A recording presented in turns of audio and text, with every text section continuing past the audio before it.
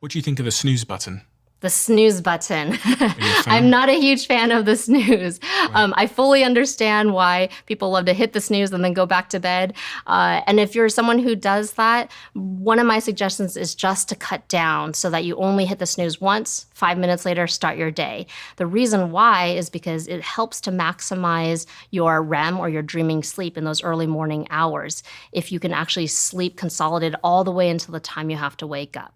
So for example, if you're someone who hits the snooze button 5 times every 5 minutes for a half hour, it means that you're having very interrupted sleep for the last half hour of your night. Versus if you just let yourself sleep consolidated all the way through and then maybe hit the snooze button just one time and then got yourself up to start your day, it means you would have given yourself another 25 minutes of consolidated sleep, likely that dreaming REM sleep that's so important for learning and memory.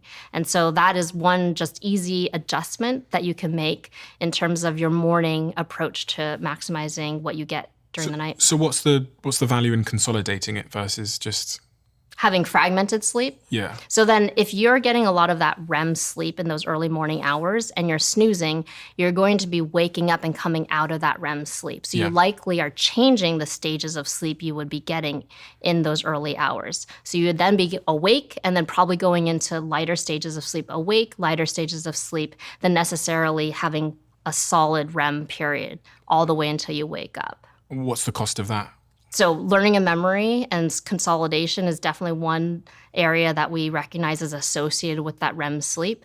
And so you want, as we talked about, it changes through the night. You want to have as much as possible, but you part have to have just the duration. So when you get the most of it in the morning hours, if you cut that short and either wake up earlier or you're snoozing and you're interrupting it, you're not going to maximize the value you get of the hours in REM. Okay, so I just want to make sure that those 25 minutes, I give them to REM sleep Exactly. versus just giving them to little fragmented light sleep. Exactly. So I'm better off just putting my alarm to the time that I actually have to get out of bed. Exactly. Just to maximize the amount of REM sleep that I get. Yeah. So I guess I've got to understand what this concept or this idea of sleep debt is, because I want to make sure I'm super clear on what it is and isn't. Because when you say the word debt, I assume it's kind of like I owe the sleep bank manager a couple of hours. Yes. But I've kind of gone back and forward on this idea of sleep debt.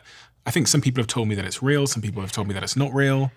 And I don't know where I should stand on it. Yes. If I haven't, so for example, I flew into LA, the first couple of nights my sleep wasn't great.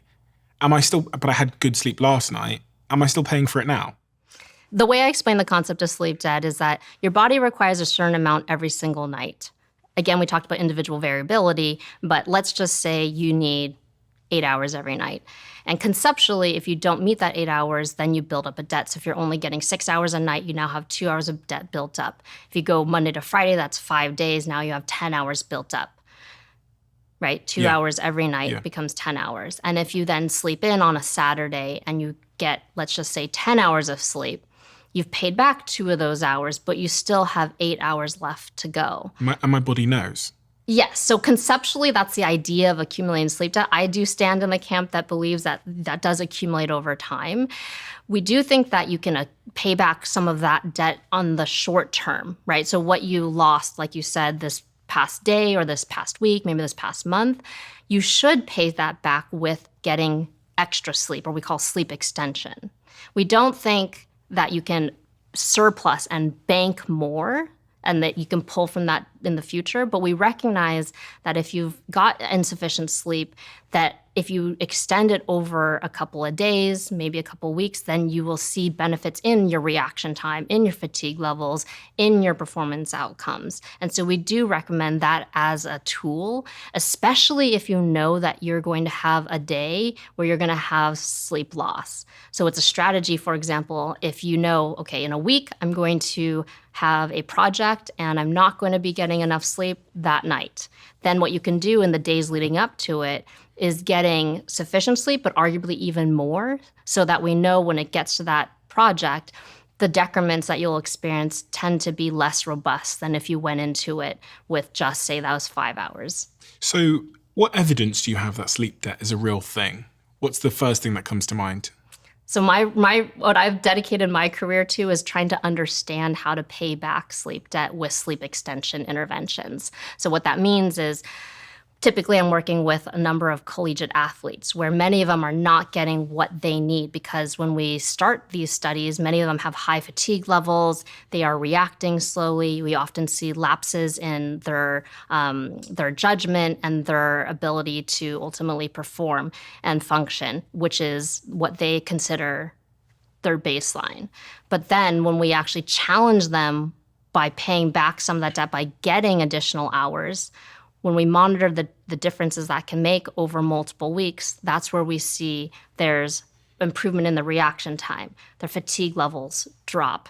Their performance on the field improves. And so we recognize what has changed in this is trying to pay back some of that accumulated debt when the rest of their training has been held consistent, where we've been trying to maintain the rest of their training. Which is key, which is the key point, because in my mind I go, well, maybe if you've got the athlete to sleep well on that first night, then when they've showed up to training, they've trained a little bit harder, they've built their muscles a little bit more, they've had better recovery in their muscles. So then the next day the same thing happens because they've slept. So it's actually just that they're training better, which is causing them to improve their scores. That's fair. We've tried to hold their training to be consistent and choosing periods where their training isn't going to vary significantly, as well as you can almost make the argument too that sometimes as the season goes on, athletes get more fatigued, more tired, and that can be actually a decrement to how they'll perform. So when we see the benefits come down the road as the season potentially gets even longer,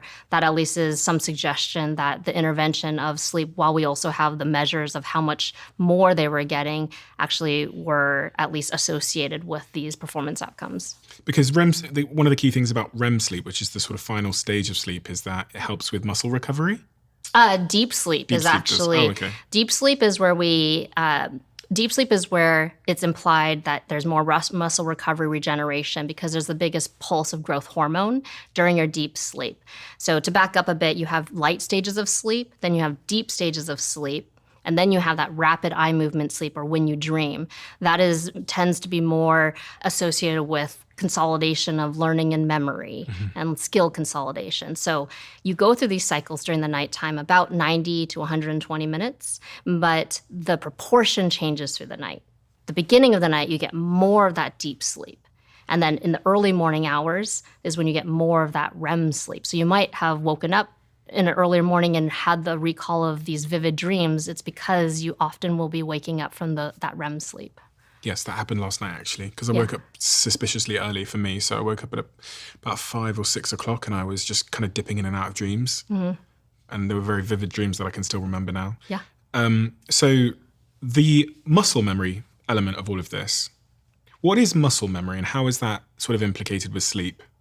So muscle memory, there's different types of memory, and you need sleep. Think of sleep as hitting that save button, right? You need to sleep after you have learned new information, learned a new skill, so that you can consolidate those memories and be able to retrieve it later. So I always use an analogy of hitting that save button. After you learn new material or learn a new skill set, you need to go home and sleep so that it goes into long-term storage and that you can retrieve that the following day and subsequently. Without that sleep, we know that that groundwork for that new skill or that new memory is not going to be as strong. And so in the context of students who are trying to study for a test or an athlete that's trying to remember the playbook, you want to space those intervals that you're learning that material and have sleep that follows so that you strengthen those connections. And also you mentioned when you were talking about one of your athletes, encouraging them to nap before a game. Yes. I read this fascinating word in the research that I was doing on your work. I think it was nappuccino. Yes. What's a nappuccino? The nappuccino. So this is a useful tool if you're trying to have a temporary boost in alertness and performance. So the nappuccino, you go and take your favorite caffeinated beverage. Yeah. The caffeine will start to kick in about 15 minutes. And you go and then take your 20 to 30 minute power nap. So if you're able to fall asleep within that 5 to 10 minutes while the caffeine will start to come on board, then when you wake up after 20 to 30 minutes, then bam, both the caffeine will have kicked in and the power nap will have kicked in. And there's research to show that that's more effective for alertness and performance improvement for a couple of hours than if you only did the caffeine alone or only did the power nap alone. So the Nappuccino is a useful tool for some who utilize caffeine, and you can partner that together with a short 20 to 30 minute nap. So if I wanted to take a nap now, I have an espresso and then go and have my nap. Exactly. Yes. The caveat is you do need to fall asleep within about 10 minutes or else the caffeine will start to come on board. But if you do this in the late morning or early afternoon, it can be a helpful tool so that you have a boost in your alertness for a couple of hours. And I grew up thinking that naps didn't work because the minute I learned about sleep and these sleep cycles, and then it takes, I don't know, 45, 60 minutes, whatever it is, to get into late stage sleep, like the REM sleep, the deep sleep, I thought, what's the point taking a 15, 20-minute nap if I'm not going to get into deep or REM sleep? So there's benefit of just that 15-minute nap you mentioned. You want to stay in lighter stages of sleep because there's benefits of lighter stages of sleep. And that can give you that alertness and performance boost even when you're in lighter stages of sleep. You actually don't want to go into deeper stages of sleep because when you take the longer naps, as I think you might have shared, you've taken the 2-hour nap, the 3-hour power nap, you wake up and you're much more sluggish, much more groggy. That's not a good state for you to go out and then do, work after that, or it's not the state that you want to be if you're a basketball player and have to go and play a game. But those deeper stages, you come out of what we call sleep inertia with that sluggishness. And so it can also affect your sleep at night and make it harder to sleep subsequently. So you actually want to stay in those lighter stages of sleep and keep those naps very short. So what's the maximum length that a nap should be? I like 30 minutes. Okay. Yes. So you can time that by setting an alarm. If it takes you 5 or 10 minutes to fall asleep, you can plan for that as well. And then setting an alarm to wake yourself up 30 minutes later. I think it's a great strategy when, again, you don't get sufficient sleep at night or you had poor sleep leading into that night and you need a little bit of a boost later in the day.